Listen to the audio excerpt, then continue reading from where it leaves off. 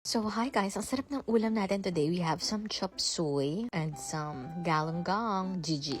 Tapos guys, makikita nyo yung kanin ko. Medyo binabawasan ko na. So ayan, talaga, serious na to. Like, tatry kong magbawas ng carbs. Tapos more on mga gulay, fish, ganon. So, syempre, malapit na rin mag-solid si Uno. Kaya, unti-unti, hindi naman ako magda-diet. Pero parang alam mo yun, I just watch my carb intake. If napansin nyo, ba't naging ganun yung mukha ko? Kasi may nakain akong celery. As in, guys, hindi ko alam, hindi ko gusto yung lasa ng celery talaga. Like, mapapakain mo ako ng kahit anong gulay except celery and okra. Ewan ko, hindi ko lang talaga type din yung sa okra kasi parang may pagkasipon texture siya. Pero sa ibang gulay, hindi ako choosy. Tapos yung celery naman parang, ewan ko lang, hindi ko lang type yung lasa. Tapos ayun si Bong, hindi kasi siya ma-veggies. Kung ako magulay ako, siya hindi siya magulay, ma-fruits naman siya. So sabi ko hindi ako nagda-diet kasi naka-matcha na inumin ako. Guys, I love matcha again. Buti na lang after pregnancy, gusto ko na ulit yung matcha. Anyway, after eating, ayan, laro lang silang mag-ama. Tapos nung bandang dinner, pinatawag kami sa kabilang bahay to eat. Guys, ang sarap din ng Mars cookies na to. Tignan nyo, itatag ko sila. If gusto nyo tikman, very chewy, chocolatey, and soft. Tapos our dinner is like seafood from Crabs and Crack. Tapos may ribs din. Ang sarap, guys. In fairness naman sa Crabs and Crack, ang sarap ng sauce nila. I like it. Ayun lang, guys.